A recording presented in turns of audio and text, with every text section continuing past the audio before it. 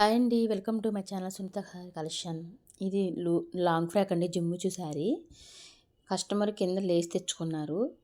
దీనికి ఎంత లేస్ పట్టిందంటే 9 మీటర్ల లేస్ పట్టిందండి దగ్గర దగ్గర కింద కుచ్చుకి.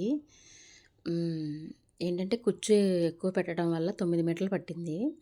హ్యాండ్స్ కొంచెం వేసి కింద వెనక కొంచెం వదిలేసాను అనమాట అక్కడ. వెనక పాట్ నెక్ పెట్టాను. పాట్ నెక్ పెట్టమన్నారు, థ్రెడ్స్ పెట్టమన్నారు. అంబ్రెల్లా కటింగ్ అండి ఇది.